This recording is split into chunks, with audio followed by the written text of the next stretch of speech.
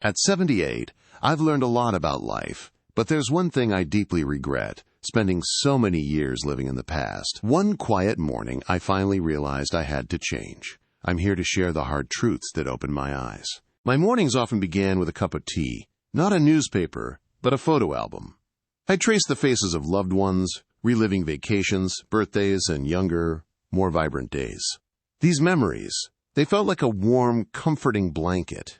But slowly, imperceptibly, that blanket started to feel heavy, like a veil over my eyes. It was shielding me from the chill of the present, but also from its light. Just last week, my neighbor, Mrs. Henderson, knocked. She was organizing a small book club. But I was deep in thought about a lively discussion group I'd led decades ago. I mumbled an excuse, turning down a new connection because I was busy comparing it to a cherished past. My past was rich, a beautiful garden, but I was so focused on tending those old blooms, I barely noticed the fresh, vibrant buds trying to open right outside my kitchen window. My present was growing dull, not because it lacked beauty, but because I wasn't truly seeing it. I've learned a lot about life, especially in these later years. And one of the first hard truths I had to face when I decided to stop living in the past was this. The past is a comfort, but also a cage. I remember sitting in my favorite armchair, a cup of tea growing cold beside me, just lost in thought. I'd pick up an old photograph, perhaps of my wedding day or a family vacation, and I'd spend hours replaying those moments in my mind. It felt so warm, so safe, like wrapping myself in a familiar blanket. But that blanket, I slowly realized, was also keeping me from reaching for new experiences. It was a beautiful comfort, yes, but it was also building invisible bars around my present. I remember one afternoon my dear friend Martha called. She was always one to try new things, bless her heart. She'd found a painting class at the local community center, and she wanted me to join. My first thought was, painting? Oh, Martha, I used to be so good at pottery, but my hands aren't what they used to be for fine detail, and painting, that's not really my thing. I almost told her no. My mind was already picturing my old pottery studio, the feel of the clay in my hands, the awards I'd won. I was comparing the idea of a new, uncertain painting class to the comfort of a past, mastered hobby. But Martha, she just said, Eleanor, it's not about being good. It's about being there. It's about trying. Her gentle persistence broke through that familiar wall. I hesitated, took a deep breath, and said yes. And you know what? That first brushstroke felt awkward, but also wonderfully new. It wasn't my old pottery, and it wasn't supposed to be. It was something else entirely. After that, I started noticing it everywhere, not just in myself. When I went to the community center, I'd see people who seemed to be living in their own golden haze of yesterday. There was Mr. Henderson, who always talked about his days as a star athlete, but never joined the walking group. Or Mrs. Rodriguez, who used to be a brilliant seamstress, but now refused to try a knitting circle because it wasn't real sewing. They weren't bad people, not at all. They were just, like I had been, caught in the comfort of what they once were, or what once was. They had built these unseen walls around themselves, fearing that any new venture wouldn't measure up to the past, or that trying something new meant letting go of who they used to be. It was a quiet tragedy, really, watching people choose the known, even when the unknown held so much potential for joy. So I have to ask you, are you using the past as a warm blanket, or has it become a heavy chain? Are there invitations you're declining, new activities you're dismissing, simply because they don't fit into the old patterns of who you once were or what you once did? It's not about forgetting your wonderful memories. It's about making space for new ones. What new door is knocking in your life right now? Are you ready to unlock it? Now, let's talk about the second hard truth I had to face. Comparing your now to your then steals your joy. Asterisk. It's so easy, isn't it? We look back at photos, we remember stories, and we create this beautiful, golden haze around the good old days. We romanticize our past selves, our past achievements, our past homes. We conveniently forget the struggles, the stresses, the sleepless nights, and the challenges we faced back then. That glowing image of yesterday, while comforting, can become a harsh judge for our today. I remember a time when my grandchildren, Lily and Tom, came to visit. They're such bright, energetic little lights, and I adore them. But as they played, chasing each other through my smaller living room, I found myself getting caught in a familiar trap. I used to have so much more energy, I thought, and a bigger house with a garden for them to run in. My mind went back to my younger self, effortlessly managing a bustling household, baking cookies from scratch, always ready for an adventure. I started to feel a pang of inadequacy, comparing my current ability to entertain them with that idealized memory. But then, Lily tripped. A tiny sob escaped her, and I knelt down to comfort her, holding her close. Her small arms wrapped around my neck, and her laughter returned as Tom tickled her. In that moment, the comparison faded. The warmth of her hug, the pure joy of their play right then, was all that mattered. My inner critic had almost stolen that precious present joy. It wasn't just me, of course.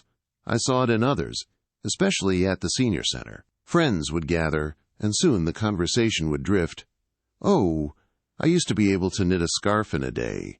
Or, "Remember how I looked before my hair turned gray?" Or, "My garden used to be the envy of the neighborhood." They weren't bad memories, not at all, but the way they spoke, the wistful sighs, the quiet sadness in their eyes, told a deeper story. They were measuring their present, their current capabilities, against a past that, while real, was also impossible to reclaim. This constant comparison became a silent joy killer for so many, stopping them from seeing the unique beauty and strength they possessed right now. It builds a wall between who you are and who you think you should be. So, I ask you now honestly, are you letting the ghost of your past self overshadow the vibrant person you are today? Asterisk. Are you holding your current life up to an old measuring stick? Diminishing the quiet joys, the small victories, and the unique wisdom you possess at this very moment? Your journey has brought you here, with a lifetime of experiences. Focus on the unique strengths and joys of your current life stage. You are not a lesser version of your past self. You are a richer, more complex, and equally valuable person right now. The third hard truth I had to confront was this: holding on to old roles prevents new growth. Asterisk. For so much of my life, I knew exactly who I was. I was Eleanor, the teacher shaping young minds, or Eleanor, the mother, nurturing my children. Those titles, those responsibilities, they were my identity, my purpose. But then life shifts, doesn't it? The classroom closed, the children grew up and built their own lives. And suddenly, I found myself adrift, trying to fit a former self into a present that no longer recognized those old labels. It was a silent struggle, clinging to the weight of a former title that no longer fit. I saw this so clearly in my friend George. George had been a brilliant engineer, building bridges and designing complex systems his whole career. After retirement, I'd often see him sitting alone on a park bench looking lost. When I'd ask him what he was up to, he'd just sigh and say, "Eleanor, I used to build bridges. Real, tangible things. Now what do? What's the point?" He'd dismiss any suggestion of a new hobby. I once mentioned a woodworking class at the community center. "Woodworking?" he scoffed. "That's not serious work. That's not building anything important." He was so tied to the grand scale of his past profession that he couldn't see the value in a new, smaller creation. It took gentle, persistent encouragement, but eventually, he picked up a chisel. That first hesitant grip on the tool was the beginning of him letting go of the old George, the engineer, and allowing a new George, the craftsman, to emerge. George's journey made me realize how many of us do this, perhaps without even knowing it. We define ourselves by what we point smooth, building invisible walls around what we could be. I started noticing it everywhere. Friends who only talked about their executive days, or women who mourned the loss of their bustling family homes, feeling like their contributions had ended. But then I saw others, like Mrs. Henderson, a former accountant, now joyfully tending a community garden, her hands covered in soil, finding purpose in nurturing new life. Or Mr. Davies, a retired factory worker, volunteering to read to children at the library, his gentle voice now building stories instead of products. True growth, I discovered, comes from shedding those old labels and allowing ourselves the freedom to explore new facets of who we are, right now. So I ask you, if you stripped away all your past titles and achievements, all the roles you once played, who would you be today? And, more importantly, who could you become? Asterisk. Are you holding on to a past definition that no longer serves the vibrant, evolving person you are? This stage of life isn't about being less than you were. It's about the incredible freedom to be bally, to discover new passions and purposes you never had time for before. Embrace that freedom. Embrace the joy of new self-discovery. Now, let's talk about something many of us carry, often without even realizing the weight of it. This brings me to our fourth hard truth. Dope gunny, unfinished business haunts but can be released. Asterisk. Oh, those subtle, persistent whispers.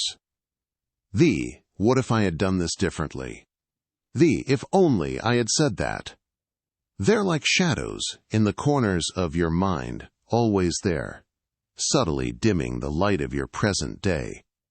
For years, these whispers kept me company, more than I'd like to admit. My own piece of unfinished business, the one that clung to me most tightly, involved my sister, Sarah.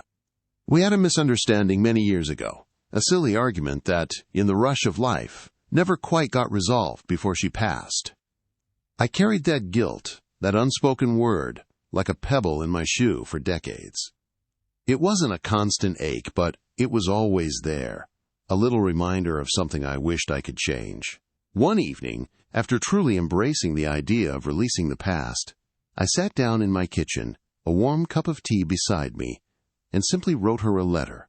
Not to send, of course, but to say everything I needed to say. I poured out my heart, apologized for my part, and forgave her for hers. When I sealed that letter and placed it gently in an old memory box, it was as if a heavy cloak had lifted from my shoulders. An unexpected, profound sense of peace settled over me. I've since heard similar stories from others, in quiet conversations at the senior center or in a small support group I joined. So many of us carry these silent burdens, unexpressed grievances, unspoken apologies, or dreams left unfulfilled. It might be a missed opportunity, a harsh word, or a path not taken. These aren't always grand, dramatic regrets. Sometimes, they're just small, persistent aches that keep us tethered to a past we can't change. But what I've learned, and what I've seen in others, is the incredible power that comes from acknowledging these burdens and consciously choosing to release them. It's not about forgetting. It's about freeing your present from their grip. So, I ask you, what piece of unfinished business, what lingering regret can you choose to release today? It might be writing a letter, like I did, even if it's just for yourself. It could be having a difficult but necessary conversation with someone still in your life. Or perhaps it's simply forgiving yourself for a past mistake and deciding to move forward with a lighter heart. Don't let those whispers keep you from the joy that's waiting for you now. Your present self deserves that freedom. Finally, I came to the fifth hard truth, one that truly changed how I saw my own life and the years ahead. Your legacy is built today, not just yesterday. I used to think of my legacy as a finished book, its pages already written and bound, sitting on a shelf. But that's not quite right, is it? It's not a book that's closed once you reach a certain age. It's more like a living tapestry, still being woven, thread by thread, with every passing day you're given. I saw this truth come alive through my dear friend Arthur. He was a retired architect, a brilliant man who had designed some of the city's most beautiful buildings. For a long time after he stopped working, he'd often say, "My blueprints are all drawn. My buildings are built. What else is there to do?" He felt his important work was behind him, that his legacy was already set in stone. But then, Arthur started volunteering at the local park. Not building grand structures, mind you, but simply picking up stray litter, making sure the swings were safe for the children, and sometimes he'd just sit and read stories to the little ones under the big oak tree. He'd come home glowing. "Eleanor," he told me one day, I never realized how much joy a simple story can bring to a child, or how much a tidy park means to a parent.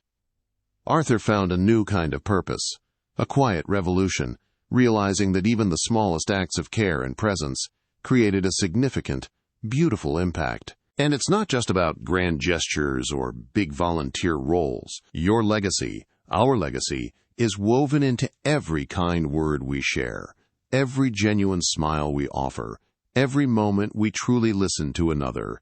I find myself now watering my plants in the morning, thinking about the care I put into nurturing something small and green, or taking the time to write a simple birthday card to a neighbor, choosing just the right words to make them feel seen. These everyday kindnesses, these small acts of presence and connection, they are the threads of our living tapestry. They are as much a part of who we are and what we leave behind as any grand achievement or past accomplishment. They are the quiet, persistent echoes of our present-day love and care. So I ask you today, with all my heart, what mark will you leave, not just in the past, but right now, in this very moment? What kindness, what wisdom, what joy can you share today that will become a part of your living, breathing legacy? Every single day is an opportunity to add a new, beautiful thread to your story. Don't let the idea of a finished past stop you from consciously weaving a vibrant, meaningful present. You are still writing your story, and every moment is a chance to make it truly magnificent. When I first started this journey, sharing these truths, I looked back at the years I spent unknowingly trapped. It felt like I was wearing a heavy cloak of yesterday, always looking over my shoulder at what was, instead of facing the beautiful, uncertain expanse of what once. But slowly, as I confronted each of these hard truths for myself, something remarkable happened. That cloak started to unravel. I began to feel lighter, more present, and truly more alive. It was a great awakening, realizing that the power to change my perspective, to choose where I placed my focus, had been within me all along. It's a peace I wouldn't trade for anything, a liberation from the subtle chains of the past. And what a gift that liberation has been. Now I find myself truly seeing the world around me. The way the morning light catches the dust motes dancing in my living room, the rich aroma of freshly brewed coffee, the quiet hum of the refrigerator. These are no longer just background noise. They are vibrant elements of my living, breathing present. I appreciate the warmth of a mug in my hands, the taste of a perfectly ripe strawberry, the gentle rustle of leaves outside my window. There's a newfound peace in these small moments, a quiet joy that was once overshadowed by the echoes of what used to be. My purpose isn't found in grand gestures anymore, but in the simple act of being fully present, engaged, and appreciative of this very moment. It truly feels like I've been given a second chance to savor life, one breath at a time. So how do we begin to embrace this gift of today? It starts with something small, something so gentle it almost feels like nothing. I encourage you to try a daily present moment exercise. Just 5 minutes. Find a quiet spot, perhaps your favorite armchair, and simply me. Don't try to clear your mind. Just notice. Notice the sounds, the feelings in your body, the light in the room.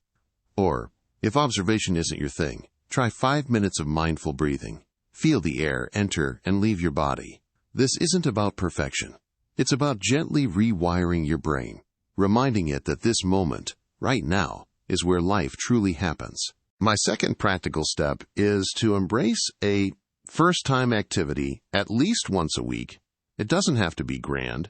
Maybe it's trying a new recipe you've never cooked before, or taking a different route on your daily walk. Perhaps it's listening to a genre of music you've never explored, or striking up a conversation with someone new at the grocery store. When you do something for the first time, your mind is forced into the present. It can't rely on old memories or comparisons. It has to engage, to observe, to learn. It's a wonderful way to awaken your senses and remind yourself that the world is still full of newness, waiting for you to discover it. Remember, your story isn't over. You are not a finished book. You are a living, breathing narrative, and your hands are still holding the pen. Every single day, you have the profound power to choose how you live, how you perceive, and what you focus on.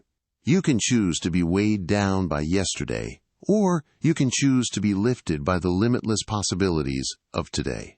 Don't let anyone, especially not the ghost of your former self, tell you that your most vibrant chapters are behind you. You are still writing your legacy, page by page, moment by moment. My greatest hope in sharing these hard truths is that you, too, will find the courage to stop living in the past and truly embrace your now. Don't let yesterday steal your today. Don't wait for a perfect moment, because the perfect moment is happening right here, right now. Take that first small step. Choose that first new activity. Breathe that first mindful breath. It's never too late to begin living fully in the present, to discover the peace and joy that awaits you. Thank you for joining me today on this journey. I'd love to hear from you. Please leave a comment below and share one truth that resonated with you, or one small step you'll take today to live more in the present. Your thoughts are so important to me. If you found this video helpful, please like, subscribe, and share it with someone who might need to hear these words. Your support truly helps me continue creating content to inform and inspire you.